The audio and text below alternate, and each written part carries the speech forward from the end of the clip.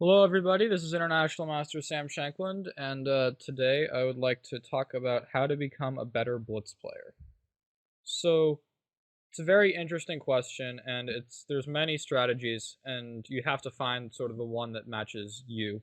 But I think that basically there's two ways to improve your Blitz. You can improve your Blitz by improving your chess, just becoming a better chess player, and that will translate to Blitz. If you do tactics problems, this will, help you in chess and in Blitz, or, research your openings or study endgames. Uh, Both in regular chess and in speed chess, your results should improve. But if you want to just improve your Blitz, then you can kind of take a different strategy. So there's one person or character I know of, plays on ICC, named Yakov Norowitz, and he's a decent chess player. He's about 2350, I believe, USCF, maybe 2300 FIDE. But in Blitz on ICC, he routinely plays and does fine against some of the best grandmasters in the world. So the way he does it is he has this same little thing. It's sort of a junk opening. It's called the Stonewall. D4, D5. He plays a stupid move E3. And something like knight F6, F4. But his point is here, his plan is very simple. He's going to play moves like C3, bishop D3, knight D2, knight F3, castle. And, maybe he'll play knight E5 and try to force an attack. For example, let's say black tries to play aggressive. C5, C3, knight C6, bishop D3. It's very hard to see how black's going to really, even if we set up sort of a King's Indian. Knight F3, bishop G7, castle, castle, knight D2. It's very hard to see how black's going to continue, while white's plan is often very clear. Let's say maybe knight to E5, possibly bring the, not queen F1, queen E1 to H4, bring the queen in. It's very easy for white to just make moves. He doesn't need to be a grandmaster to play like moves like these. And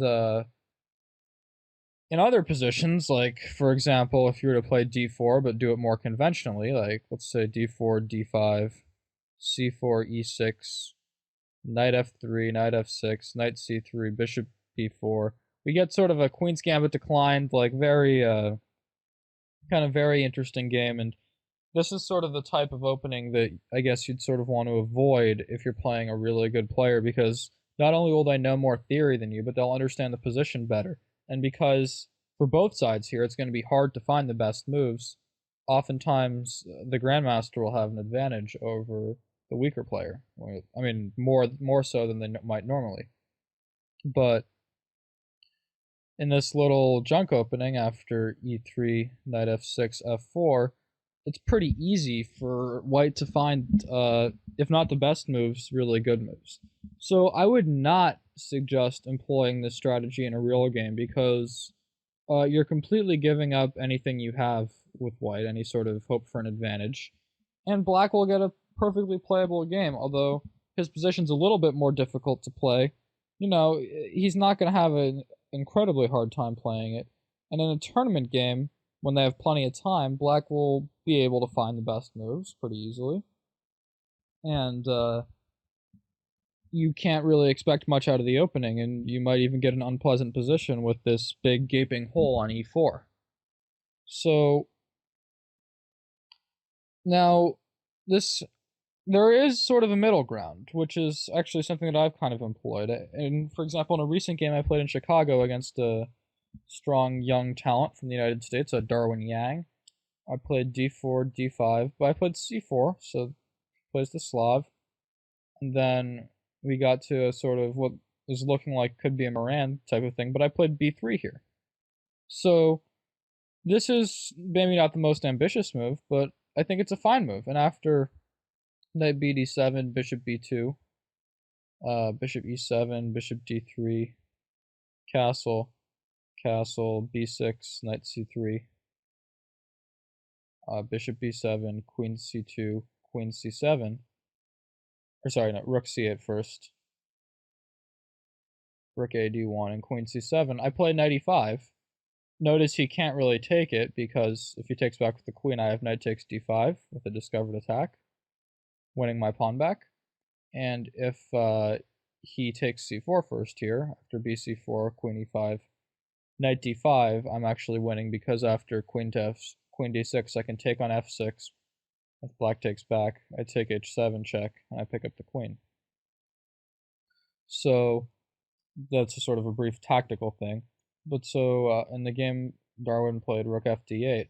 But after f4, I kind of have a similar position to this sort of like Norwich Stonewall kind of thing, except counterplay with c5 won't be as effective because that might, if I ever take it, it will open up my bishop. And I have really good control of the e4 square, so he doesn't really have a chance to drop anything in there. And this is kind of like the middle ground. It's maybe not the most ambitious way to play real chess, but it definitely can bring good results because it's not just solely basically for easy play and tricks, which is kind of what, although it's kind of sad, what you would want if you're just trying to improve your blitz rather than your chess on the whole, which, of course, if you're a better chess player, you're likely to become a better blitz player. So, and there's plenty of such things. So, for example, as black, I play the Sicilian defense. e4, c5. Now, I'm capable of playing other moves than c5. Like in real games, I've played the French, I've played the Roy Lopez with e6 and with e5. But I think that in blitz, almost certainly I'll be better off playing c5. Not only because I think it's maybe my better move, but because I can't be thrown off. For example, against e5, there's knight f3, let's say, knight c6, knight c3, rather than the Roy Lopez. And then knight f6, d4, take d4, and knight d5. I've seen this opening a few times. I know it's garbage. This is not something white can really play and expect any kind of advantage. But I don't know all the theory behind it. I think, if I was playing against this in a real game, I'd be very comfortable and I would find a way to quickly equalize and get a fine position. But in a blitz game, this is a lot less likely to happen because you just don't have as much time to figure everything out, especially while your opponent is basically still playing like Rybka because they have all their preparation ready. Now let's take another example. In the Sicilian, after, let's say, e4, c5, let's say white plays sort of the Grand Prix type thing. This often is a good choice against the Sicilian, at least in blitz, because your play is pretty easy. You play moves like knight f3, bishop c4, castle, queen e1 to h4. So for example, let's say something like d6, knight f3, g6, bishop c4, bishop g7, castle, knight f6, d3, castle, queen e1. White's going to play queen h4 and then try to play f5, bishop h6. He's got a reasonable attack or some kind of attacking scheme.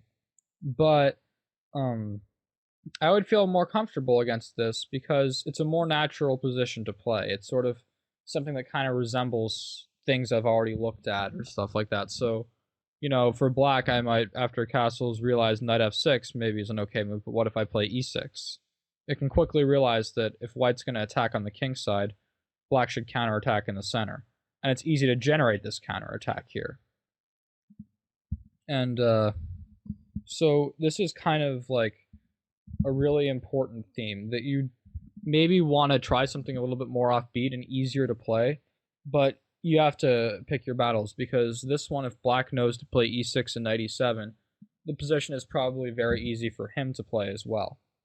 So here I'm going to take a major risk in terms of the video, and I'm going to play a couple blitz games. One where I sort of play very, very, very conventionally, and possibly in a line I don't know too well, and another in sort of like a very solid, but not as like good line, but solid and easier to play. So get ready, here it comes.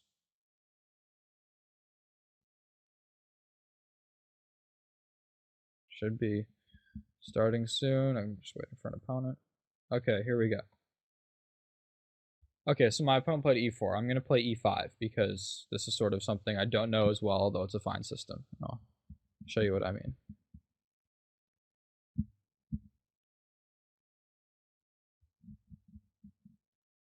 Okay, knight c6. There we go. You see already it's the Scotch game, which I don't know too well. So let's see what happens. C takes d4. Okay, I guess I'll play bishop c4.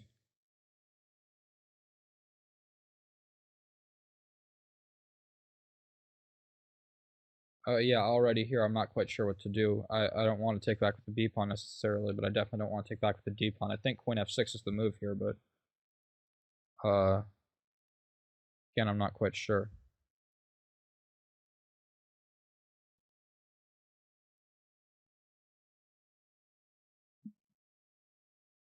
Okay, so already I have no idea what's going on. It's quite likely my opponent is still in opening theory, and although it's my position, I think my position is okay right now.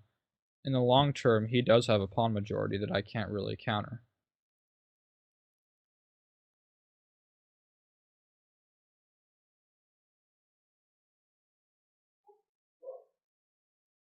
Okay, well, you see here we got to a position where it was a little bit harder for white to play, although than you might expect, because here it looks like he's blundered bishop takes f2 check.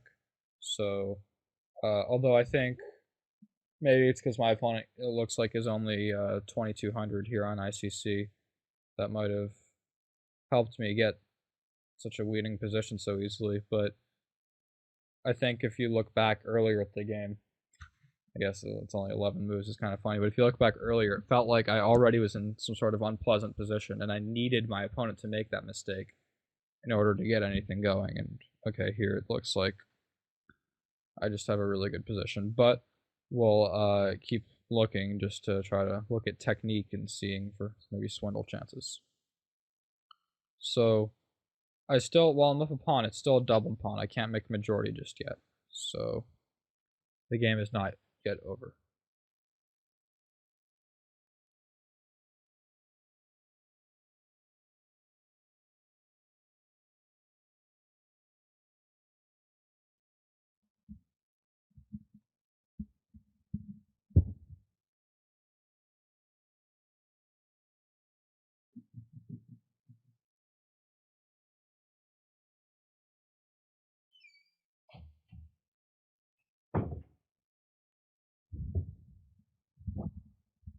So here it feels like black should have an advantage, of course, but trying to push it farther is going to be tricky. So what I'm looking at is sort of the weak points in white's position real quick. You know, it's a 5-minute game. I have about 3 minutes left right now.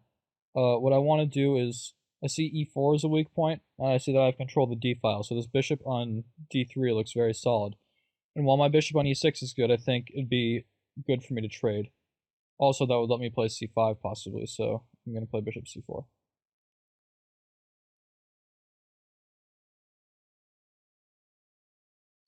Okay, so one thing I just noticed now, this is something you should be doing, is thinking on your opponent's time. Knight d5, yeah, that's kind of unpleasant. And although here I think I have e takes d5, which is winning. Instead of knight d5, I think b takes a5 followed by rook b4 was also quite interesting. Although here, now though before I got an advantage at this point, I think my opponent could healthily resign because he's just going to be losing a lot of material. In fact, I suspect he might do that right now.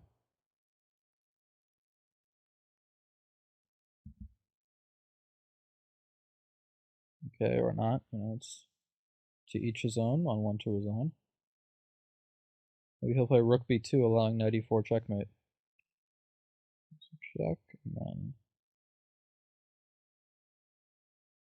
I take. Notice he can't take with the king because of bishop d3 check. Just sort of playing for tactics, he could at any point fall for something. So here I'll push my passed pawns, try to get him going. Now he does this. And after this check, one thing I notice here is that his rook on a1 is almost hopelessly passive. Okay, he just resigned now because the position is clearly hopeless for him. So I guess that was kind of a bad example. You know, I took a risk by trying to play a blitz game and play something I didn't know. But if you look back earlier at the game, like all the way back to the beginning after. At this point, I didn't know what to do. And I think in the long term, if my opponent doesn't mess up, he'll probably retain an advantage because of his ability to make a passed pawn with these 4 pawns against these 3 here. While my doubled pawns on c7 and c6 will not be able to make a passed pawn. For more on that, you can check out other videos by, I believe, 𝐓𝐵 is doing videos on merits of doubled pawns and pawn endgames. So, although my opponent messed up later on by playing bishop d2, allowing, my guess when he played bishop d2 is he was hoping someday to castle queenside. If instead he had just played something like castle short, I think he would probably retain a healthy, happy position. Another possibility would be something like bishop g5. In any case, I think it's quite a pleasant position for white, and it's not really what black should be shooting for. So I'm going to play another game. And here I'm going to sort of play like the stupid little system that I was talking about before, which is kind of offbeat and not very normal, but maybe playable.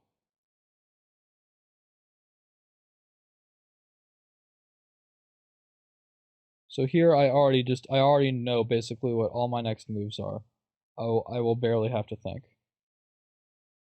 Just have to watch out, make sure he doesn't ever play e4 on me, and my position will be fine. So let's take this way, and open up the F file, and then stop e4.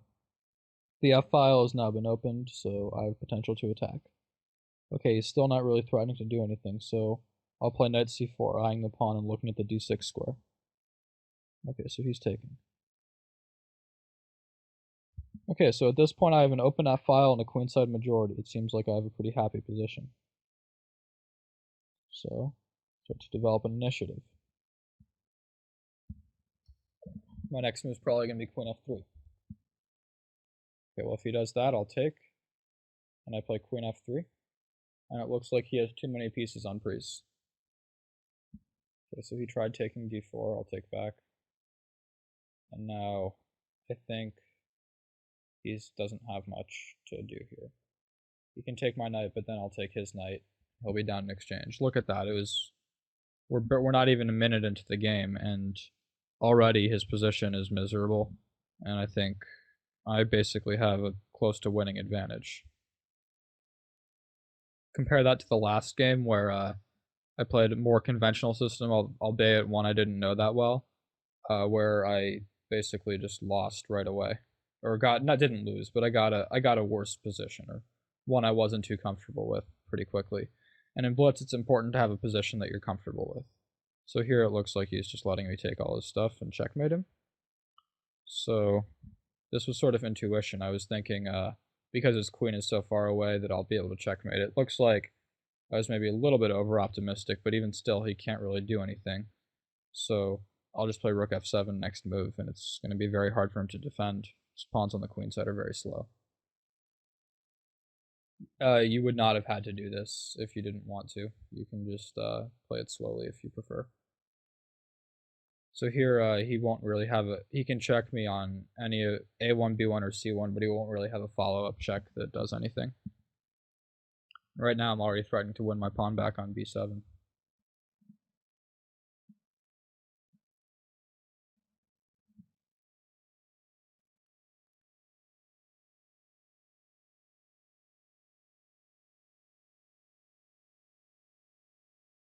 So like here, well, this might not have been the best thing to do in a real game, to like sacrifice the exchange right back. In a real game, you could have just tried to win with the exchange. In Blitz, like if you look at this position with this rook on the 7th rank, it's very difficult to see how black will really be able to defend. In a real game, maybe he'd find some resource, but in a Blitz game, it's much harder.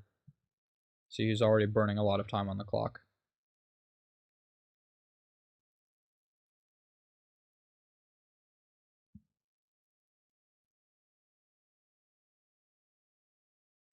Okay, so eventually he played that move. Now I'll just take his pawn back. I've equalized material and I still maintain a dominating position. Notice if he plays rook to g7, I have rook to b8, mate to follow. Oh, he plays queen c1, he's got a trick. his idea is he wants to try to give a perpetual check. And while I think I might have to allow this, we will have to see. So let's say at this point maybe I should allow it because I can admit I messed up in a blitz game that happens, but let's see what happens if I don't. I'm worried for the safety of my rook. Might run into issues. So if I move my king to f2, maybe he'll play rook to f8 check. And then suddenly it looks like I'm getting checkmated, so I think at this point it's time to play king h2 and offer a draw. Okay, and the draw was taken. So yeah, I took a risk in playing a couple blitz games. It did not pay off.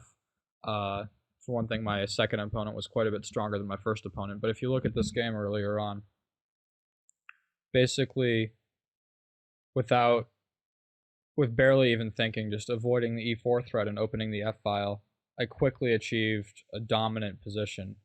And this is not something you should be doing in real chess, but here in blitz, 18 moves in and about a minute into the game, I'm up in exchange for a pawn for little to no compensation. And after bishop takes, while I guess sort of my attacking instincts came out here, I think instead of rook ae1, perhaps I could just play something like queen f2. And slowly but surely make my rooks really active on the C and D files. And I was somehow maybe worried about black counterplay, but that was a little bit silly. So I got a little bit too practical in this case. I think if I just play queen f2, I retain a really good position with excellent winning chances. So that was my big mistake this game. And but the point is, the way I opened up the game was, blitz, there's every part of the game is important in blitz, but it's really bad if you're, it's at least if you're playing against a human, you'll be making mistakes. They'll be making mistakes for sure. Like here I am, almost a grandmaster. I made a mistake with rook a to e1. In this position, I made a mistake. Now, in the beginning of the game, in the opening, your opponent won't make a mistake if they're still using their computer's analysis that they happen to remember. So that's why it's important to try to get an easy position to play if your opening is going to possibly run into some serious prep, which you really don't want. And later on in the game, you want to look out for tricks and stuff, but also you want to really think, like, I guess I was overambitious here, thinking this attack would be unstoppable, but I was wrong. One other thing I should have thought about when I played h3 was, well, the only reason I did this was so I could bring my rook into the attack by making an escape square for my king. But it probably would have been better to make 2 escape squares for the king, so after that queen f4 check, nothing bad would have happened. So for example, if the game continued like it did, queen b2, rook f7, rook g8, rook takes b7. If queen c1, I could have run up to h3 and been okay. My king looks a little bit exposed here, but it's, at least to me, it's quite clear that the black king is in much more trouble than the white king. And that's something to keep in mind. Just king safety is more important in blitz than real chess because there's a lot more tactics involved. In conclusion, I'll just make a new game again. So I think that it's just important to get a position you're comfortable with, and if your theory is really strong, that's a good way to get a position that you'll be comfortable with. But if your theory isn't that strong, then you probably should just play one of these silly little systems. I mean, look at how this 2300 player is playing against all of these grandmasters and having fine results. And also, one thing about blitz is, while regular chess and blitz are very different, the better you get at regular chess, it's likely you're going to be getting that much better at blitz as well. So I think if you want to specifically improve just your practical results for the moment, I guess if I were to make a really, really bad analogy, I guess sort of like playing a little bit of these unambitious systems where it's easy to play is kind of like taking steroids, while if you really get better at chess, it's kind of like working out and building the muscle for real.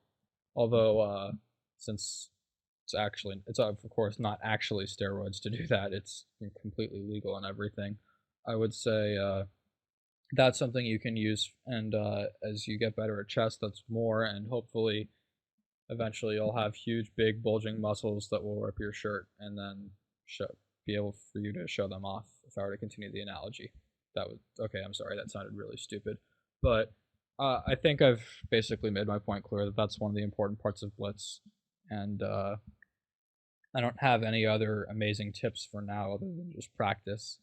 And good luck in your endeavors with Blitz. And thanks. This is Sam Shanklin signing off.